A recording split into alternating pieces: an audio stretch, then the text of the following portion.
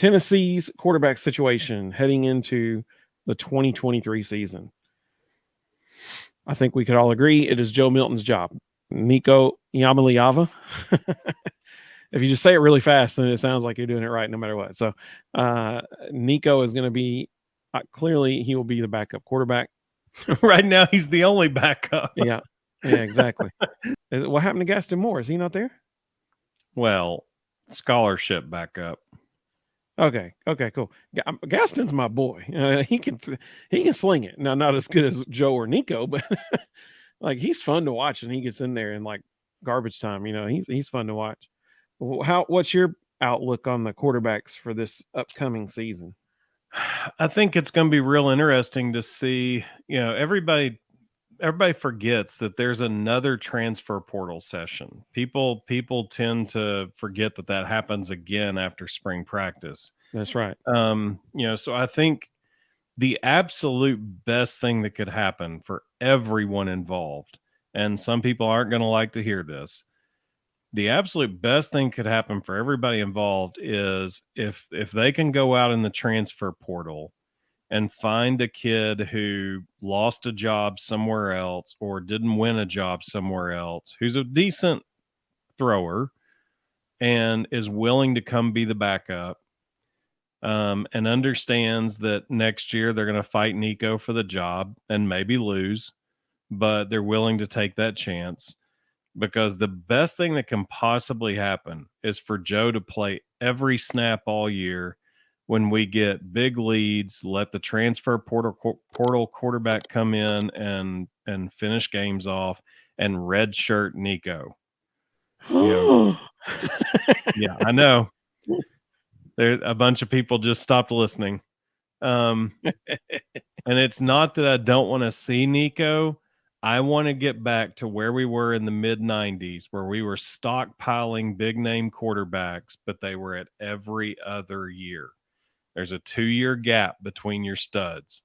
If you can keep a 2-year gap between your studs at quarterback, they're willing to hang around and wait on their turn because they know they're going to get 2 years. Some of them may not need to. Some of them may be so good in one that they just go straight to the NFL when it comes time. But if you can stockpile big time quarterbacks and put a 2-year separation between them, then the transfer portal isn't an issue anymore. But every once in a while, you'll have to find a guy in the portal to be the backup, just in case. But if Nico can redshirt this year, I mean, look at that kid. Number one, he's rail thin. Now he's strong, but he hasn't been in a college weight room strong that long. And so, when he gets into a full year of a Tennessee speed and strength program, that kid's going to be a physical freak, but he needs a little muscle mass. He needs some pounds on him. So it would be ideal if he could redshirt. And that doesn't mean he doesn't get to play this year. He can play in up to 4 games and still redshirt. So they can still get him some reps. But, if he could redshirt, that would be the perfect scenario. Well, and to your point about having 2 years, I mean, look at Hendon Hooker. The guy went from, think about this. He went from losing the starting job before not even getting the starting job. The season that he was coming in, people thought he was going to get the starting job, and he didn't get it. And by the end of the second year, he's the 5th place person for the Heisman. So they only need, and now you look at Joe Milton. Is there any doubt that at the end of this season, Joe Milton will not be invited to the NFL Combine, and the whole time they'll be talking about he can throw the ball 80 yards in the air? I mean, like, that's gonna happen. Look at Florida's quarterback right now. I mean, he's absolutely blown up in draft rankings. Anthony Richardson was probably the most inconsistent quarterback in America this past year. And, because he has one good day at the combine, all of a sudden, every single coach that coached against him this past year must be an idiot because he's the second coming. It is amazing how some of those draft guys will just go nuts over a combine workout. And it's like, dude, there's not guys out there flying around him right now. Like, it's real easy to look good when there's nothing happening. Exactly. And now you think about, the it's just a show at the NFL Combine.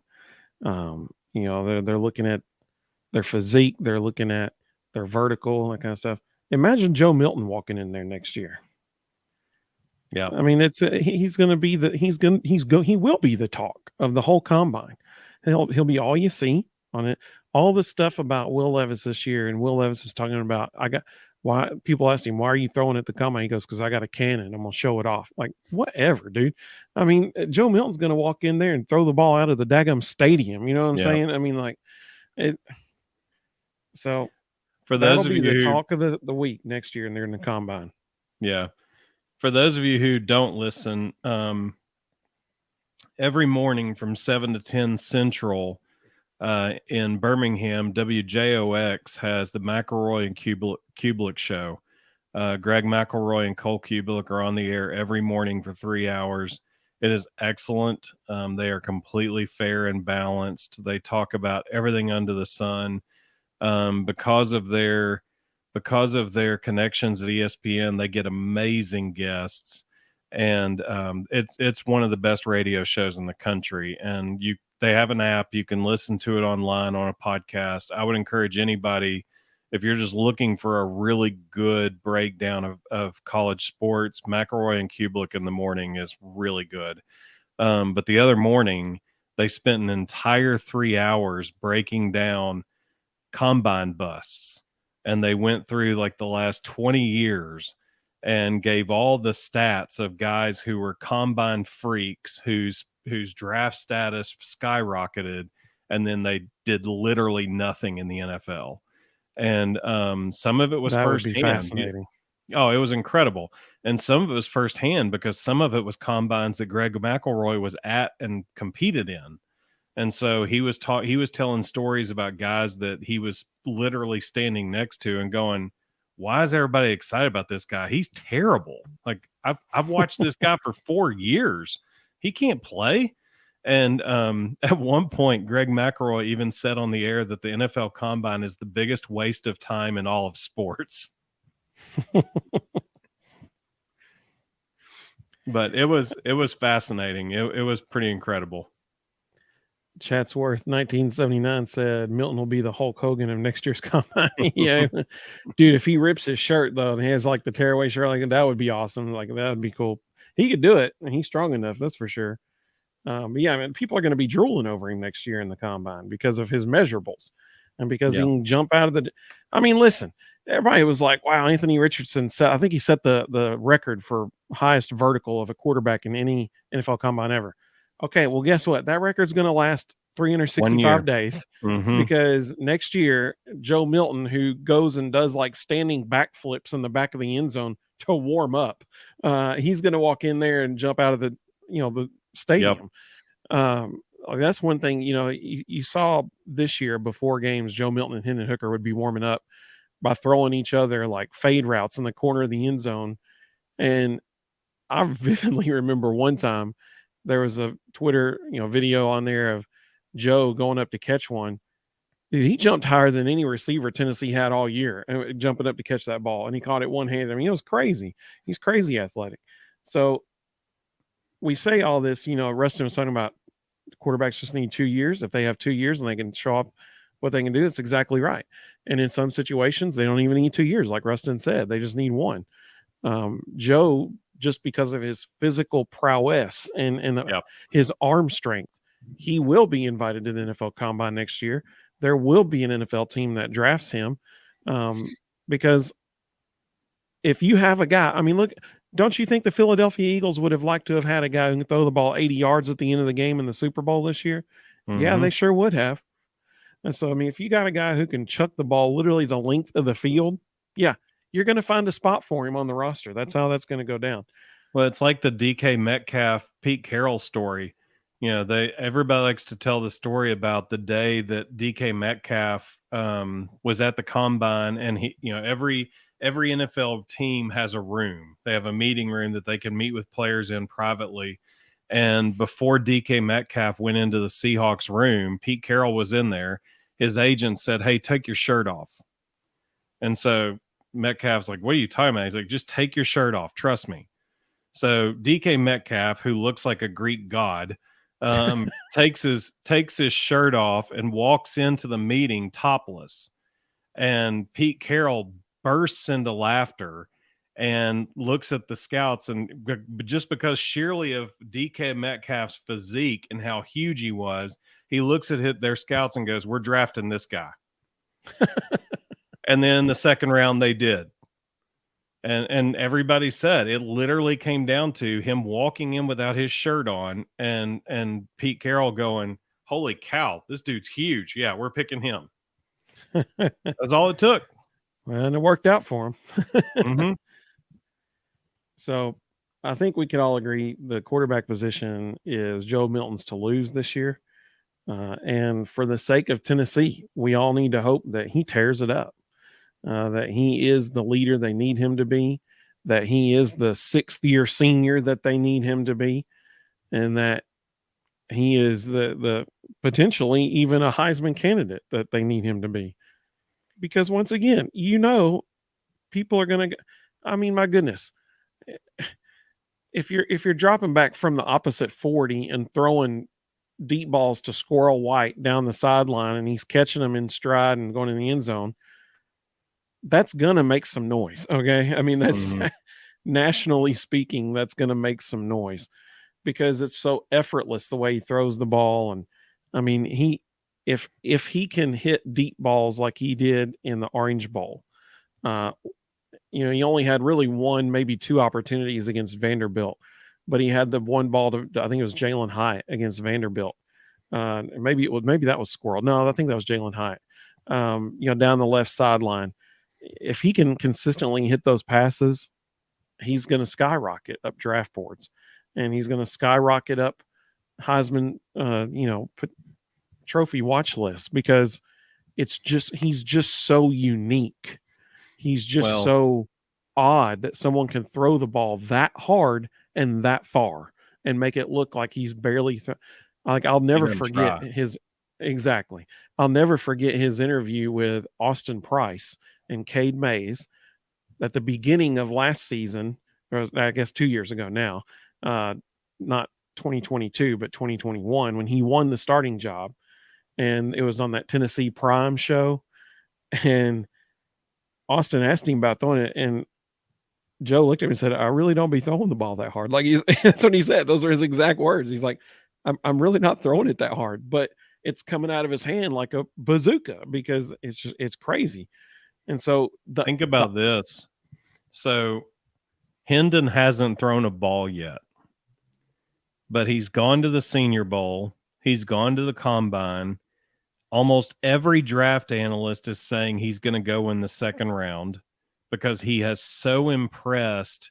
He has so impressed NFL scouts just with his intelligence and leadership. Okay. For the last 2 years, all anybody around the Tennessee program has said is the smartest quarterback in the room is Joe Milton. That he's the guy that all the quarterbacks would go to when they had questions. He's the guy who broke down defenses better than anybody. So here's Hendon Hooker, who's gone from 4th or 5th round to definite second round pick just based on his sheer intelligence. Next year, you got Joe, who's a physical freak, showing up at the Combine. And then they're going to be blown away by his intelligence and his ability. He's going to be an absolute first rounder if he does what he should do. So we're going to have 2 quarterbacks in 2 years get drafted in the top 2 rounds. Think about what that's going to do for recruiting and for Josh Heupel. Absolutely. Every quarterback in America is going to want to be coming to Knoxville, Tennessee. Well, I would liken it to when Lincoln Riley was at Oklahoma.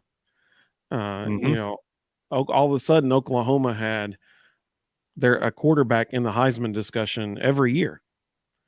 And we've already seen that's started out the way in Knoxville so far with Hendon. I guarantee you, if Joe has, I mean, even just not even like his full potential, but just lives up to some of the hype, it's gonna be happening again, because it's like I said, he's just so unique. He's an oddity that this guy is bigger than the linebackers on the opposing team, and he's faster than all of them too. Oh, and he's throwing the ball to Nashville from Knoxville. I mean, like it's an oddity, and he throws lasers over the middle of the field at 90 something miles an hour. And He then add on literally top of broke that, a wide receiver's hand during practice this year. and then add on top of that, because this is the differentiator. You just described Jamarcus Russell, Yeah, who was that's the exactly first right. who was the first overall pick in the NFL draft, but he didn't pan out because he was dumb as a box of rocks. Okay. He failed the Wonderlic test. He's one of the only quarterbacks ever to fail the Wonderlic test. That's hard to do. Joe Milton, again, everybody around the program says he is hands down the smartest quarterback in the room. And that was when Hendon was in the room. Like, you put a guy with that physical ability, with the intelligence to understand defenses, sky's the limit. Now, I'll tell you what, here will be the real kicker in the NFL Combine next year. If they have a rabbit catching competition, it's over at that point. Yeah. No one will beat Joe. You don't mess with Pahokee, Florida when it comes to rabbit catching. That's exactly right. Rebecca and Houndstooth coming. Hey, how's it going, Rebecca? She said it's going to be Joe's year. I see so many amazing things on the horizon for him. I totally agree. This will be Joe's third year under the coaching of Josh Heupel. He's got 5 amazing things on the horizon for him: Brew McCoy, Dante Thornton, Squirrel White, Ramel Keaton, and Jacob Warren. Well played. Well played. Those are 5 very amazing things on the horizon. He can throw to any of them. Well played. I hope so, man. I hope so. And hopefully Ethan Davis comes in as a tight end and does really well too. Chatsworth 1979 said, Squirrel may be the only wide receiver that can catch us truly deep. Yeah, for real. He hasn't seen Dante Thornton run. Yeah, Dante can run. Yeah. Dante might be as fast as Squirrel.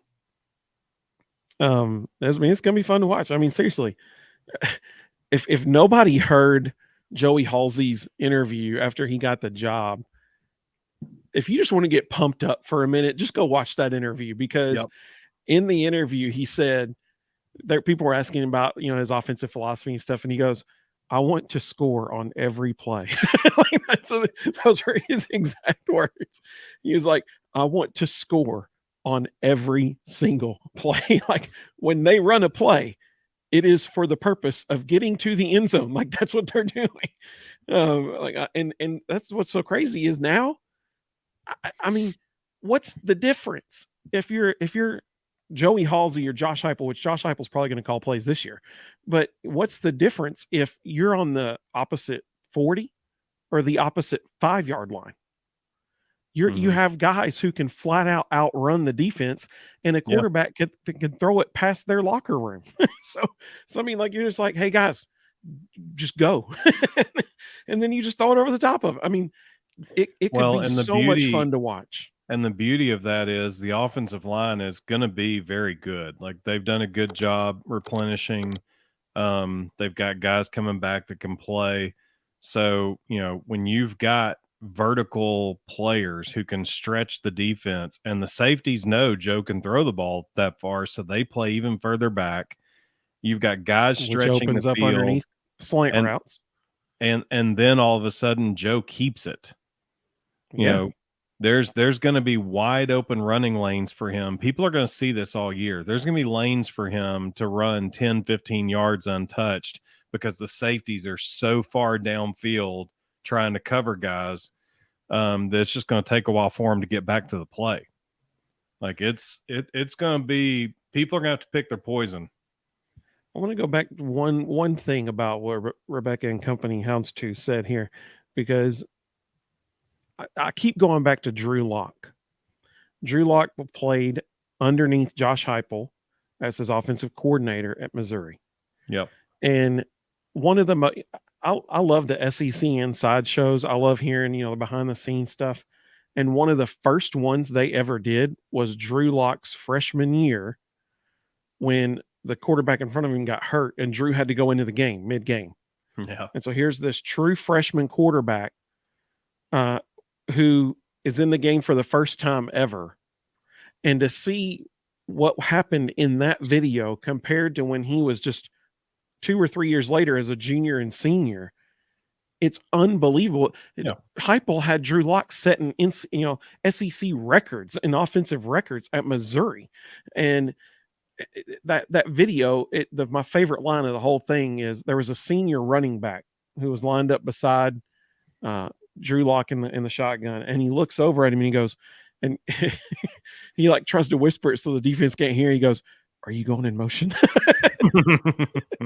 Here's this guy who's supposed to be running the show, and he comes in, true freshman, and he's like, "I don't even know what's happening right now." And so he looks at the guy and goes, "Are you going in motion?" And then you compare that to just 3 years later when he's in potential Heisman talk, Drew Lock at Missouri, and that's because of Josh Heupel. Mhm. So give him someone with the physical tools of Joe Milton, and let's go see what happens. It's very exciting to be, as a Vols fan. It's very, very exciting. Thank you so much to Ginger of Marvelous Mouse Travels for sponsoring our position preview series. Be sure to check her out at gingermmt.com. Her services are completely free to you when you book through her. So if you're thinking about a Disney destination vacation, a Universal Parks and Resorts vacation, or Sandals and Beaches Resorts, she's your person. And if you'd like to see our other position previews, be sure to click on that playlist right there. And man, we would so appreciate it if you would subscribe to our channel by clicking on that icon right there. And we look forward to seeing everybody very soon in our next video.